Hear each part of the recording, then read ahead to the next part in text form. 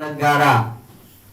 Insyaallah, hai murid-murid sekalian, janganlah terpaut oleh bujukan nafsu, terpengaruh oleh godaan setan. Waspadalah akan jalan penyelewengan terhadap perintah agama dan negara, agar dapat meneliti diri kalau tertarik oleh bisikan iblis yang selalu menyelinap dalam hati sanubari kita semua. Lebih baik buktikanlah kebajikan yang timbul dari kesucian. Satu, terhadap orang-orang yang lebih tinggi daripada kita, baik zahir dan batin, harus kita hormati. Begitulah seharusnya hidup rukun, saling harga menghargai. Dua, terhadap sesama yang sederajat dengan kita dalam segala-galanya. Jangan sampai terjadi persengketaan. Sebaiknya harus bersikap rendah hati, bergotong royong dalam melaksanakan perintah agama dan negara. Jangan sampai terjadi perselisihan dan persengketaan kalau kita terkena firman-Nya adzabun alim, yang berarti duka nestapa untuk selama-lamanya dari dunia sampai akhirat, badan payah hati susah. Tiga, terhadap orang-orang yang keadaannya di bawah kita, janganlah hendak menghinakan atau berbuat tidak senonoh, bersikap angkuh. Sebaliknya harus belas kasihan dengan kesadaran, agar mereka merasa senang dan gembira hatinya. Jangan sampai merasa takut dan liar, bagaikan tersayat hatinya. Sebaliknya harus dituntun, dibimbing dengan nasihat yang lemah lembut, yang akan memberikan keinsafan dalam menginjak jalan kebajikan. Empat, terhadap fakir miskin harus kasih sayang, ramah tamah, serta bermanis budi. Bersikap murah tangan mencerminkan bahwa hati kita sadar. Coba rasakan diri kita pribadi, betapa pedihnya jika dalam keadaan kekurangan. Oleh karena itu, janganlah acuh tak acuh, hanya diri sendirilah yang senang. Karena mereka itu jadi fakir miskin bukan kehendak sendiri, namun itulah kodrat Tuhan.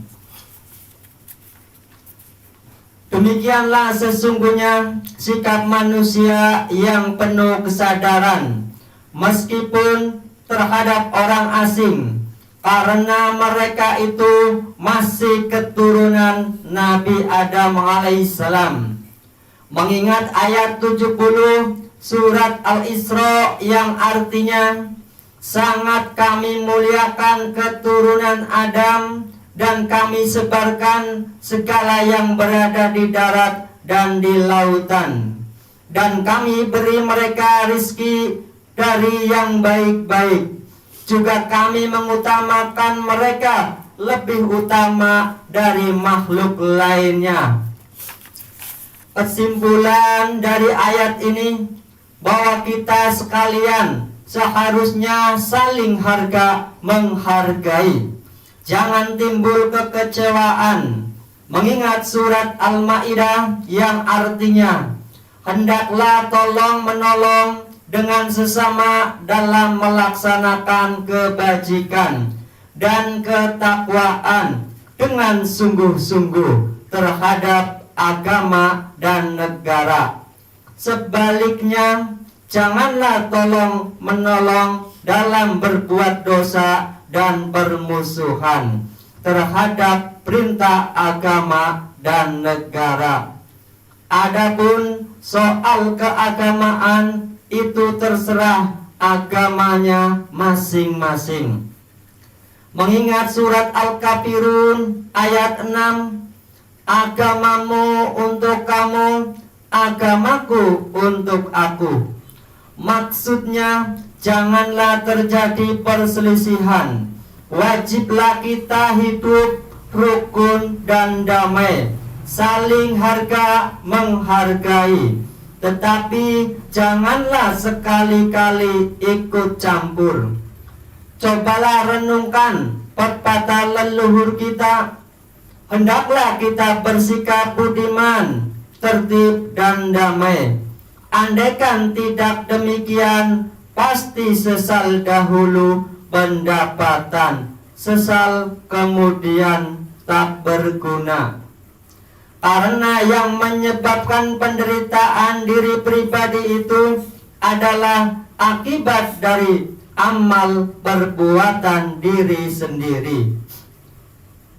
Dalam surat An-Nahl ayat 112 diterangkan bahwa Tuhan yang Maha Esa telah memberikan beberapa contoh, yakni tempat maupun kampung, desa maupun negara yang dahulunya aman dan tentram, gemah ripah loh jinawi, namun penduduknya, penghuninya mengingkari nikmat-nikmat Allah. Maka lalu berkecamuklah bencana kelaparan, penderitaan, dan ketakutan yang disebabkan sikap dan perbuatan mereka sendiri. Oleh karena demikian, hendaklah segenap murid-murid bertindak teliti dalam segala jalan yang ditempuh, guna kebaikan zahir batin, dunia dan akhirat, supaya hati tentram, jasad nyaman, jangan sekali-kali timbul bersengketaan. Tidak lain tujuannya budi utama jasmani sempurna, cager bager. Tiada lain amalan kita, Thariqah, Qadiriyah, Naqsabandiyah, Pondok Pesantren Suryalaya, amalkan sebaik-baiknya guna mencapai segala kebajikan, menjauhi segala kejahatan zahir batin yang bertalian dengan jasmani dan rohani, yang selalu diselimuti bujukan nafsu, digoda oleh berdaya setan. Wasiat ini harus dilaksanakan dengan seksama oleh murid-murid agar supaya mencapai keselamatan dunia dan akhirat. Amin ya rabbal alamin. Patapan Suryalaya 13 Februari 1956. Wasiat ini disampaikan kepada sekalian ikhwan tertanda Ahmad Sohibul Wafa Tajul Arifin Qaddasallahu sirah, ila hadrati Sayyidi Syekh Ahmad Sohibul Wafa Tajul Arifin Qaddasallahu sirah. Al-Fatihah. A'udzu billahi minasyaitonir rajim. Bismillahirrahmanirrahim. Alhamdulillahi rabbil alamin. Arrahmanir rahim. Malik yaumiddin. Iyyaka na'budu wa iyyaka nasta'in. Ihdinas siratal mustaqim. Siratal ladzina an'amta 'alaihim ghairil maghdubi 'alaihim waladdallin. Amin. Untaian mutiara, jangan benci kepada ulama yang sezaman.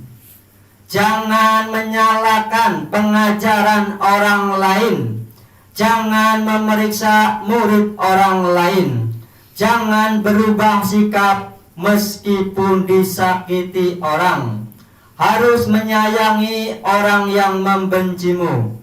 Bibarakati wa karamati Syekhul Mukarram Mursidunya fi hadza zaman Sultanil Aulia Hausil Adham Sayyidi Syekh Muhammad Abdul Qasim Pulau Masdul Al-Qadiri An-Naqsabandi Qaddasallahu Syirah. Al-Fatihah. A'udzu billahi minasyaitonir rajim. Bismillahirrahmanirrahim. Alhamdulillahi rabbil alamin. Arrahmanir rahim. Malik yaumiddin. Iyyaka na'budu wa iyyaka nasta'in. Ihdinas siratal mustaqim. Siratal ladzina an'amta 'alaihim ghairil maghdubi 'alaihim waladdallin.